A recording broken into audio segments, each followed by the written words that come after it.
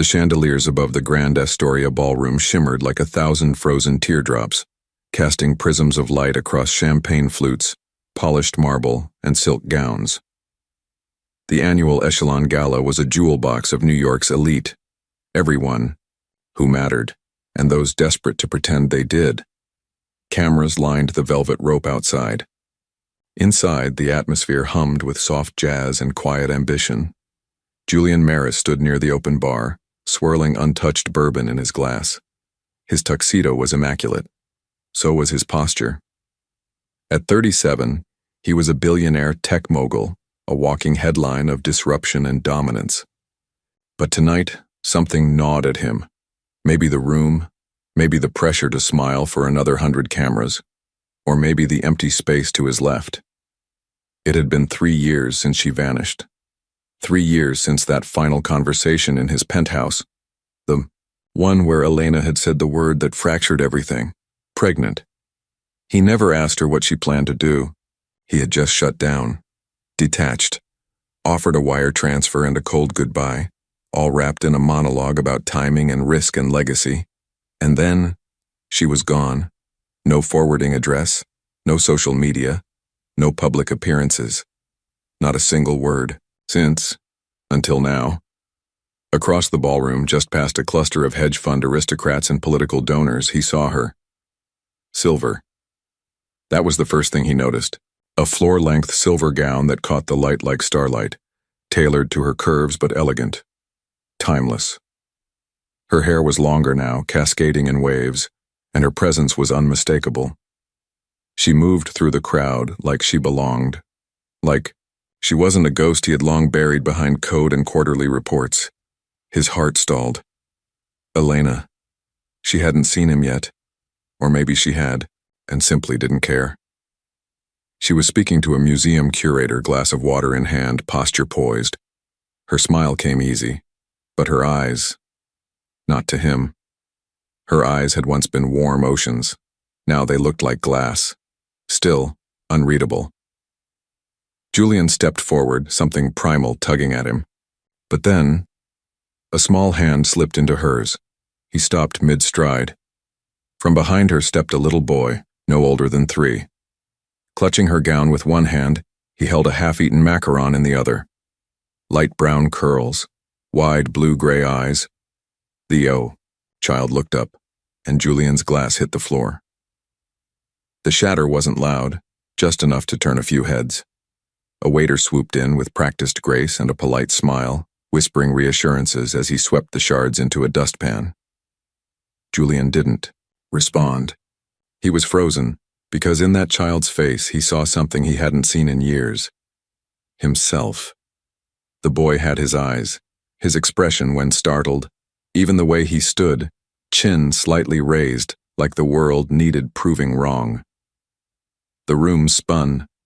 For the first time in a decade, Julian Maris didn't know what to say. He looked back up at Elena. She had seen him now. Her gaze met his. Direct, unblinking. And in that split second, he saw no fear, no apology, just resolve. She gently guided the boy toward the far corridor away from the crowd, her pace calm, her hand never tightening, never trembling. Julian took one step after her, then stopped. A security guard, oblivious to the emotional collapse unraveling across the room, stepped between them to open the side doors. She disappeared into the hallway. The boy followed. The door closed behind them. Julian stood alone under crystal light, the bourbon stain drying on the marble beside him, and all he could hear were her last words echoing through time. "You don't want this baby, Julian, but I do." Before the headlines, before the 7-figure acquisitions and Forbes lists, before Elena became a phantom in Julian's life. She was the one person who saw him without blinking. They met at a gallery opening in Soho. He had been dragged there by a venture capitalist friend who wanted to impress someone. Elena was standing by a large canvas, her fingers still stained with charcoal. The painting was hers, an abstract rendering of 2 figures barely touching, suspended in shades of midnight and blood orange. Julian hadn't been impressed by art in years. But that night, something about her presence, unfiltered, curious, had pulled him in. She didn't recognize his name immediately. She didn't care about IPOs or burn rates. She asked him questions that had nothing to do with money. He hadn't realized how badly he needed that. The months that followed were like nothing he'd known. Mornings at her cramped studio in Brooklyn Heights, where she worked barefoot on drop cloths. Late nights at his penthouse where she'd lie in bed tracing constellations on his chest with her fingertip. They were mismatched but magnetic. She grounded him. He gave her space to breathe, financially at first, then emotionally. But slowly, his world began to press back in. Meetings, jet lag, investors, prototypes, and cracks. It was late September when she told him. She was standing in his kitchen barefoot, hands wrapped tightly around a mug of tea she hadn't touched. Her voice was quiet. Not afraid, just careful. "I'm pregnant." He blinked, unsure he'd heard her right. "I took the test 3 times. It's real." Silence stretched across the marble island between them. He didn't move. He didn't touch her. He stared, as if the news was a glitch in his carefully coded life. "You're sure?" Her eyes flinched. "Yes, Julian, I'm sure." He ran a hand through his hair, stepping away. "This isn't the right time." She set the mug down slowly. "There's never a right time for people like you." He didn't respond. Instead, he walked into his office and came back with an envelope. She didn't open it. "What is this?" "Support," he said. "You won't have to worry. You think this is about money? It's about solving something before it becomes public, before it becomes messy." That word, messy, landed like acid. Her voice broke then, not loud but final. "You don't want this baby, Julian, but I do."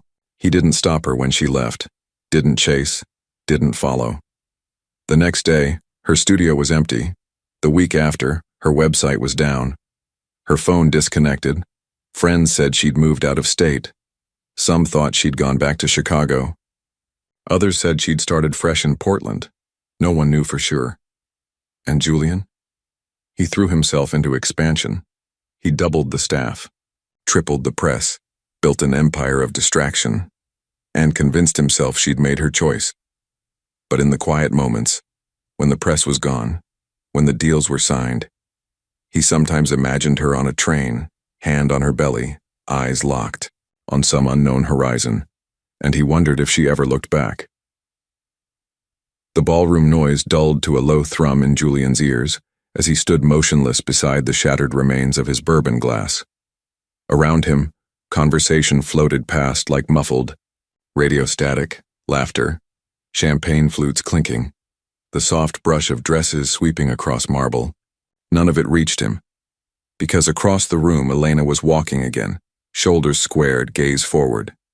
Graceful, measured, and at her side, the boy. Julian couldn't look away.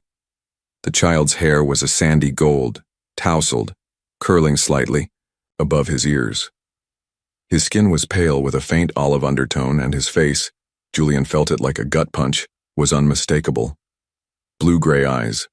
His eyes, the same slope in the brow, the same way the mouth turned down slightly in concentration, the same stubborn chin. The boy was maybe 3, maybe a little younger, small but confident. He walked beside Elena like he belonged to the moment, not clinging, not hiding, just there.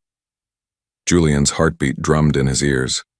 He took a step toward them, then froze again. Elena stopped at the far end of the room, speaking to an older woman in a navy dress. The boy slipped his hand into hers, gazing up, curious but quiet. He glanced around the room, bored.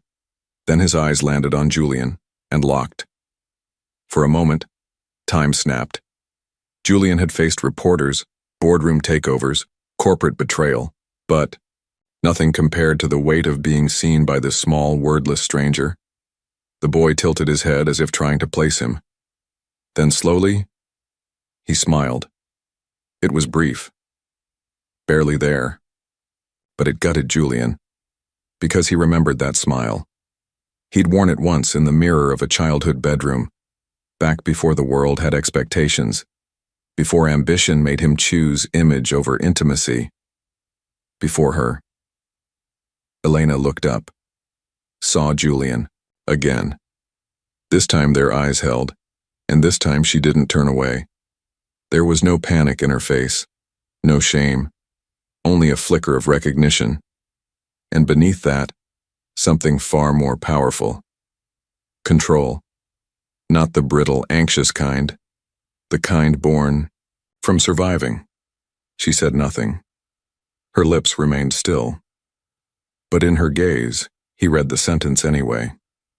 Yes, he's yours, but he's not your responsibility anymore. Julian took one cautious step forward. Elena lifted her chin. The boy tugged at her dress. She knelt beside him, brushing his hair behind his ear. Whispered something Julian couldn't hear. Then she stood, her fingers tightening gently around the child's hand. And just like that, she turned away. Julian felt something hollow open inside him. Not rage, not regret. Something deeper. Something almost like awe. He had expected shame. Tears. Maybe a plea for acknowledgement. But what he got was far more unsettling. Independence. He watched them walk toward the rear hallway, past the gallery, doors and into the corridor that led to the elevators. A staff member opened the door. Elena nodded her thanks.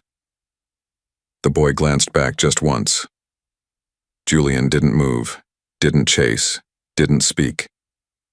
He stood alone in the ballroom, heart echoing, mind scrambling.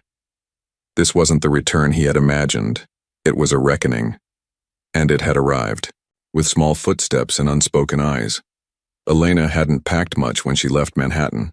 A suitcase, a worn sketchbook, a bag of prenatal vitamins, and the last sliver of a heart she'd fought to keep from shattering. She didn't tell anyone where she was going. Not her friends, not her gallery, and definitely not Julian. She used cash, turned off her phone, disconnected the website that once housed her portfolio and her name. By the time the pregnancy started, to show Elena Vasquez no longer existed, she reappeared 3 states away under a name plucked from the spine of a poetry book in a used bookstore. Ella Martin. It sounded unremarkable, safe, the kind of name you could carry into a maternity ward without anyone looking twice. She checked into a women's shelter first, not because she was broke, but because she needed to feel invisible. They gave her a bed, hot soup, and silence. That's all she needed. The night her son was born, the nurse asked if she wanted to list the father. Elena shook her head. No, just me. She named him Lucas, after her grandfather, the one who used to say even storms pass, mi cielo. The early months were hard. Her body ached in places no one prepared her for. Her hands barely kept up with the feedings, the rent, the sense of isolation that crept in like water under a door. But Lucas was good, gentle, quiet, the kind of baby who stared into your soul like he'd seen you somewhere before. And when he smiled, she forgot to miss what she lost. She picked up work painting murals for a small nonprofit daycare. She never signed her name. Then, one of the administrators noticed her technique. They connected her with a fellowship for single mothers in the arts, a scholarship that came with childcare and studio access. It was the first door that opened without Julian's name attached. She walked through it like someone discovering breath. Again. Years passed. Lucas grew. She painted, not like before, not the large, haunting abstracts she used to hang in Soho galleries. These were smaller, intimate. Scenes from memories she didn't say out loud. A hand letting go of another. A pair of shoes left outside a door. A man holding an umbrella under a storm, but standing dry, untouched. She painted with silence. Sold, under E. Martin, and never looked back. Until the letter came. From a private museum in New York, inviting her to submit work to a charity gala exhibition. They'd seen one of her pieces at a collector's studio in San Francisco. They offered to cover all travel and accommodations. No press, no obligations. It took her 3 days to say yes, not because she wanted revenge, but because she had nothing to hide anymore.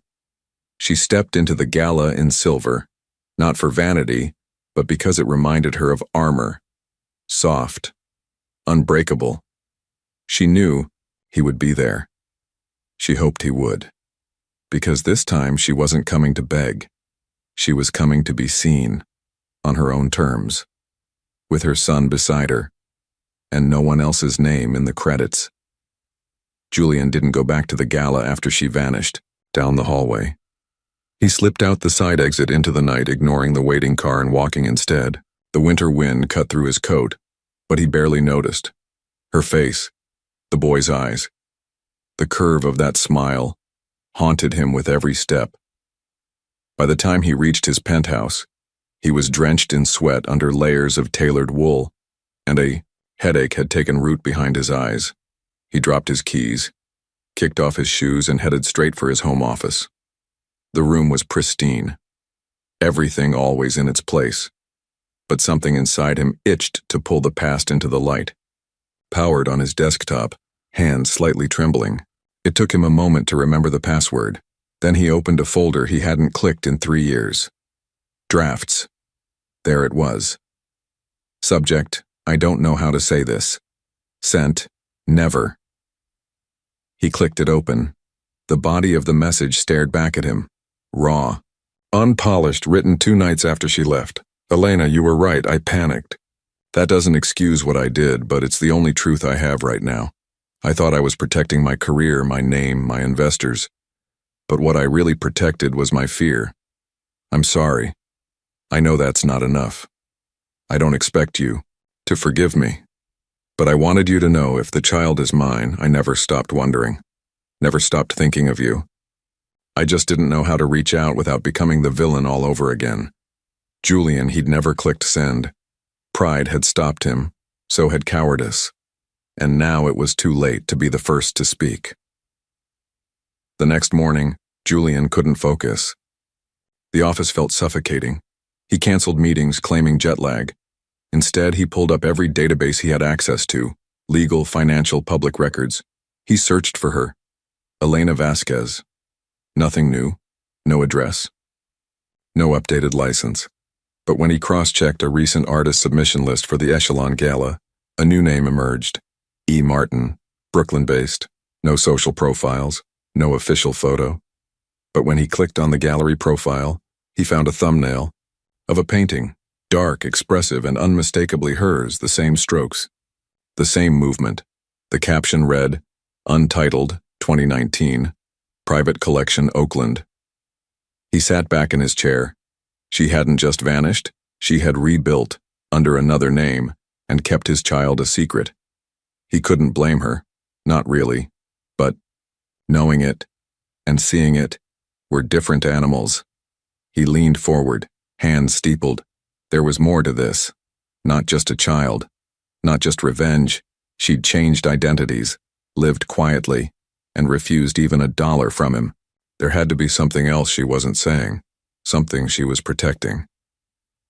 Julian clicked out of the profile, opened a secure messaging tab, typed to his private investigator, find everything on E. Martin. Alias, address, schooling, art sales. And check any birth certificates filed under that name in New York or California 3 years ago. Quietly, he hesitated, then hit send. This wasn't about control anymore. It was about truth, even if it shattered what was left of the person he used to be. It started as a whisper, one headline buried deep in a local Manhattan gossip blog known more for brunch reviews than exposés. Tech billionaire Julian Maris allegedly fathered secret child. Sources claim gala appearance sparked internal panic.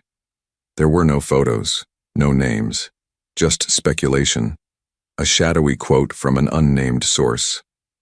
He looked like he saw a ghost that night, and the ghost had a child. Julian read it on his phone just past 6:01 a.m., standing shirtless in his kitchen, coffee burning in the mug he hadn't touched. He didn't even finish the article. His blood ran cold. By 9:00 a.m., 3 of his board members had called emergency meetings. By noon, a financial blog had picked up the rumor. By 3:00 p.m., the company's stock had dipped nearly 4%. By 5 p.m., it was war. He called Elena. She didn't answer the first 2 times. The third time, she picked up. "You leaked it," he said without preamble. A beat of silence. "Hello to you too," she replied. "Don't play games. You know what I'm talking about." "The story?" she said, cool and measured. "Not me. You expect me to believe that? I didn't even have your last name listed on the birth certificate, Julian. Why would I start now?" He hesitated. She continued, voice harder now. "You think I'd drag my son into the press just to rattle you?" "Then who?" he asked, pacing the edge of his penthouse. Another pause. Then she said something that froze him in place. "I don't know, but someone's watching us. And it's not just you." She told him about the envelope that had appeared on her doorstep a week earlier. No note, just a printed photo of her and Lucas leaving daycare. Taken from a distance, she hadn't reported it. She hadn't even told Adele, her lawyer. She thought maybe it was Julian, a silent way to push her toward contact. But now, it felt different, intentional, predatory. Julian dropped into his chair, mind racing. If it wasn't her, who had something to gain? A former employee? An investor? Someone looking to destroy him from the inside? Or worse, someone who had been watching her all along? His fingers hovered over his keyboard. He sent a message to his head of security. Audit all camera footage from outside the gala. Cross-reference with media attendees. I want a full list of unknowns. Then, reluctantly, he messaged Elena again. We need to meet. In person. Somewhere secure. No press. Just us. We may not be the only ones in this story anymore. That night, as he stared out over the Manhattan skyline, Julian realized something terrifying. He wasn't just trying to uncover a hidden truth anymore. He was trying to stop someone else from weaponizing it, and that someone already had a head start. The gallery sat on the corner of a quiet Chelsea block, its exterior unassuming, brushed steel, frosted windows, a modest sign that read, Studio Meridian, E. Martin Solo Exhibition. Inside, the atmosphere pulsed with reverent tension. Art collectors, critics, and curious patrons milled around with glasses of rosé and murmured praise. But their voices lowered near one particular piece. It was near the back wall, beneath a soft amber spotlight. A large oil-on-canvas painting dominated the space, stark and aching. A man stood at the edge of a rooftop. His suit was torn, sleeves undone, face obscured in profile. In his arms, almost hidden within his coat, was a small infant, swaddled in grays and blues. Around them, the cityscape bled into blurred lines, skyscrapers dissolving into shadow and smoke. But what struck everyone silent was the man's posture. Not pride, not fear, something closer to surrender. Julian stood near the back of the room, jaw tight, hands in his pockets. No one recognized him, at least not obviously. He hadn't worn the usual armor, no tailored suit, no assistant, no entourage. Just a black jacket, dark jeans, and the weight of 1,000 unsaid things. He hadn't told Elena he would come. He wasn't sure she would have wanted him there. But after the anonymous tip, the headline, and her warning, he couldn't stay away. Something was unraveling, and it started here. At the center of the storm, Elena stood calm. A simple black dress, hair pulled back, eyes sharp. She greeted guests with poise, occasionally explaining a piece or offering a quiet laugh. But when she noticed Julian, she said nothing. She simply moved on. He found the painting last. He knew it was about him before he read the title, Inheritance. He stepped closer, ignoring the people whispering behind him.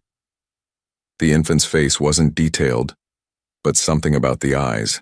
The way the child was cradled, not possessively but protectively, hit Julian in the ribs. He had never held Lucas. Not once. But Elena had imagined it, painted it, preserved a version of him that could have been. Cameras flashed nearby, interrupting his thoughts. One photo, then another. Julian turned, shielding his face. But it wasn't the press. Not yet.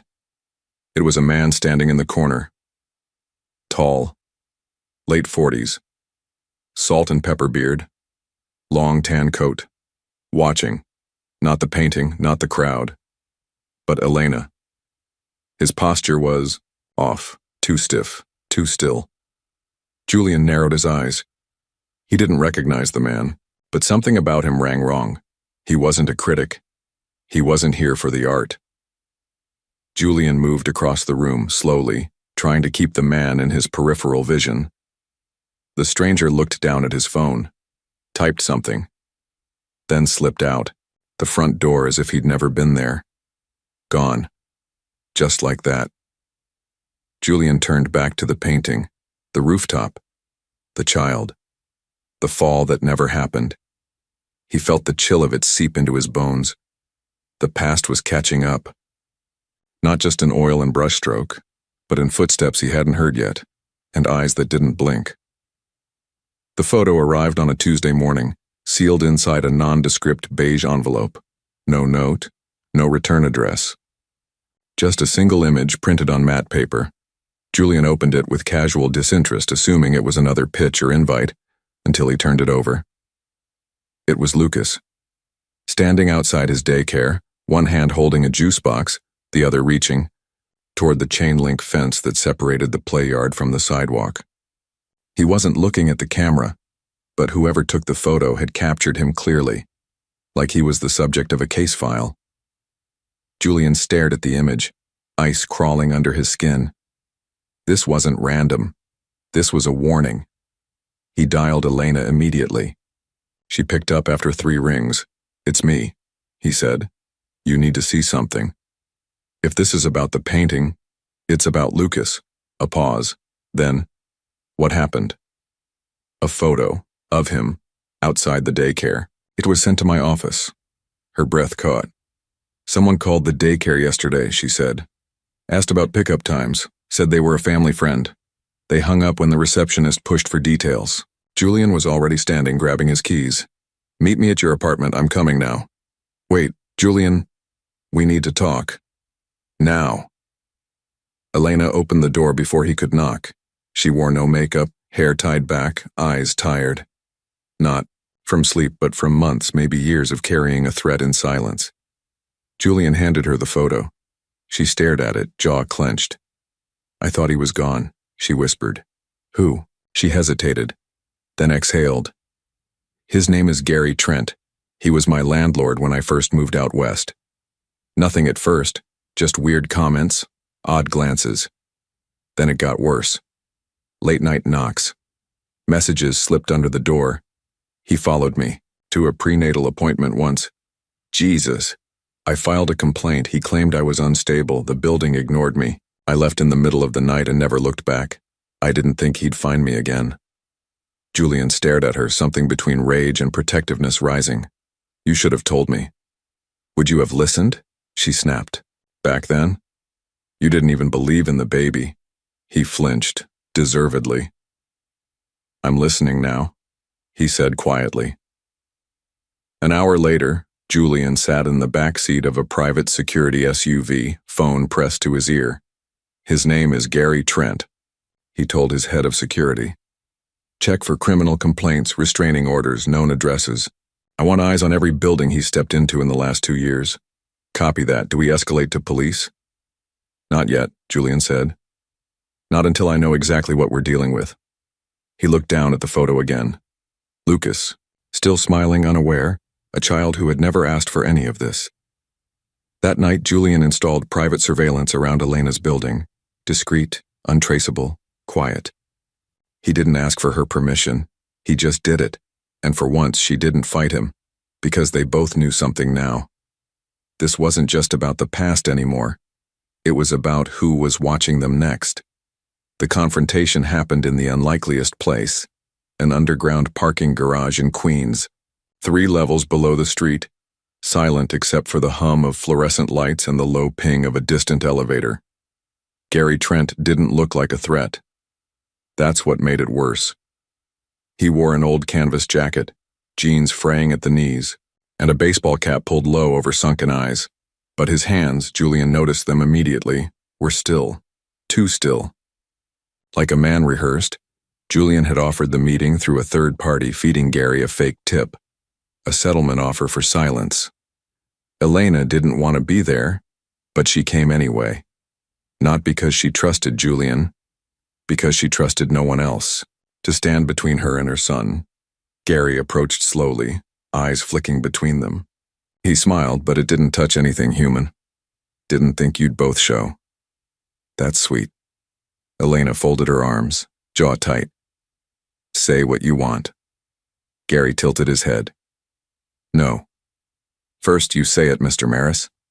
Say you remember me. Julian looked at him hard. You worked at Calathon 5 years ago. Project Interface. You were laid off.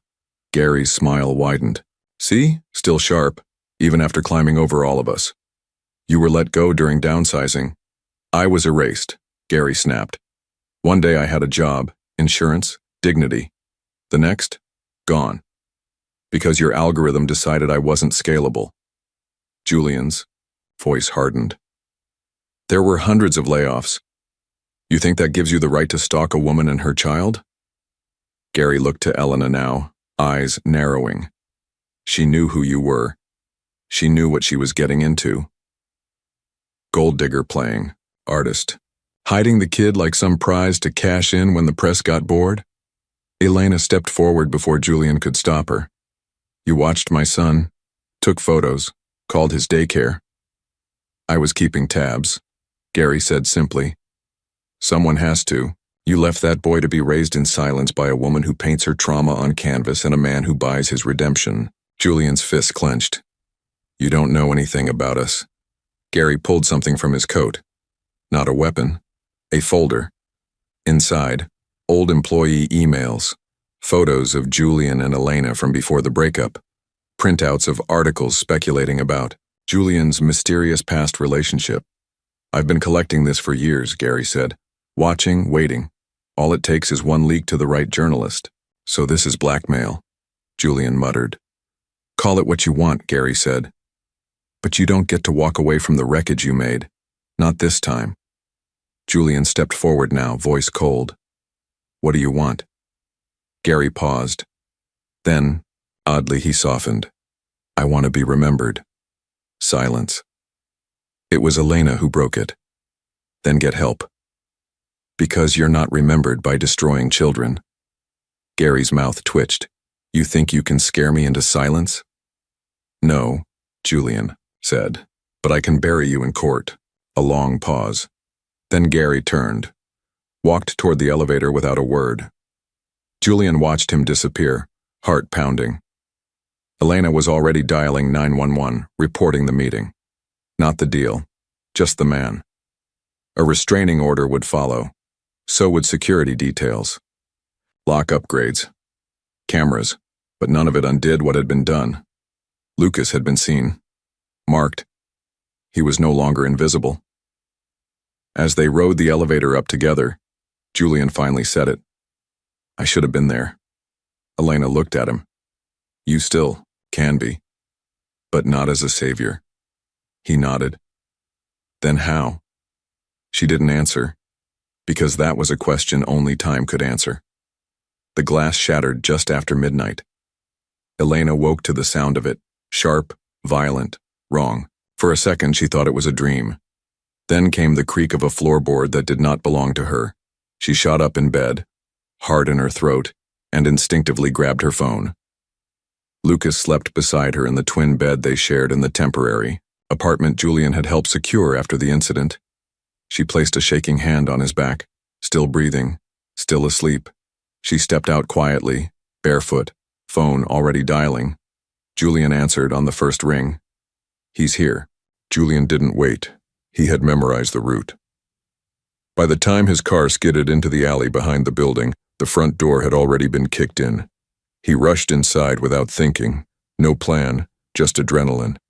He found Gary Trent in the Yuma kitchen, standing beneath the harsh yellow bulb with a knife in one hand and a look in his eyes that belonged to a man already lost. You don't get to hide him from the world, Gary shouted, spit flying. Put it down, Julian said, stepping forward. You abandoned them. You made this mess. I'm just the one sweeping it up. Julian held his hands out, eyes calm. You want to be remembered? This isn't how. Gary lunged. Julian moved faster. The struggle was short, brutal, clumsy. The knife slashed Julian's shoulder before it clattered to the floor. He pinned Gary against the wall just as red and blue lights flashed through the windows. Sirens, then shouting, then silence. At the hospital, Julian sat with stitches along his shoulder, a white bandage stark against his skin. Across from him, Elena cradled Lucas, who was finally asleep in her lap again. She didn't speak at first, then, "You could have died. So could you." She looked at him, not like a lover, not like an enemy, like someone exhausted by survival. "You can't protect us from everything," she said. "I know," he replied. "So what are you really offering?" Julian hesitated, then spoke carefully. "To be a father. Not the one I was afraid of becoming. The one he needs now. The one I should have been before." She stared at him for a long time. "And when the next storm comes, then we face it, together." She looked down at Lucas, then back at Julian. No answer, just a tear that fell quietly down her cheek. Because this wasn't an ending. This was a beginning, and beginnings hurt too.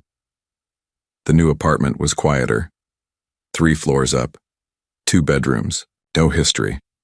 It had wide windows that faced east, letting the morning light spill across the hardwood floors like something sacred. A small bookshelf stood in the corner, stacked with picture books, sketch pads, and a growing collection of plastic dinosaurs. Lucas had named each one. Elena didn't leave a forwarding address the last time she moved. This time she sent Julian the lease agreement. No threats, no lawyers. Just a copy, unsigned, but understood. The judge didn't grant joint custody. Not yet.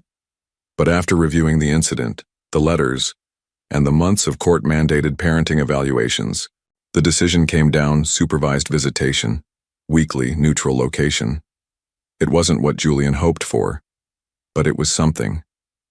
And after everything, something was sacred. Every Friday at 3 p.m., Julian met Lucas at the children's garden on the west side of Central Park. He arrived early, sat on the same bench, and waited with a book in hand, a different one each time. Sometimes he read, sometimes he didn't. Lucas always arrived with a new question. Why do pigeons walk like that? What's Wi-Fi? Do you know how many teeth T-Rex had? Julian always tried to answer.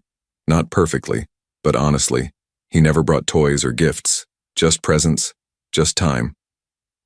At night, he wrote letters, one every Sunday. He didn't mail them. Not all of them. Some stayed tucked in a wooden box on his nightstand, waiting for a day when Lucas might ask for them. He wrote about everything: his own father's coldness, his fear of becoming a man with power and no love. The first time he heard Lucas laugh, he described what it felt like to hold him in the hospital that night, after the knife, after the sirens, after the walls between them finally broke. He never asked for forgiveness. He only wrote truth. Elena painted again, but slower now. Her new work was softer. Less about shadows, more about light entering from broken places. She sold fewer pieces. She cared less. One day, Julian visited a small exhibit in a Brooklyn cafe where she'd hung 2 of her canvases. One was a child on a swing, arms outstretched, to the sky. The other, a man kneeling in a field of fog, his shadow reaching behind him, touching the hand of a child who wasn't there. The title read, Learning How to Stay. Julian never asked her to come back, and she never asked him to leave. They didn't define what they were, but they both showed up, at school orientations, at dentist appointments, at the first time Lucas scraped his knee so badly he cried until both their shirts were soaked with tears. And that was enough. For now. On Lucas's 7th birthday, he opened a box from Julian. Inside was a framed note written in clean, even handwriting.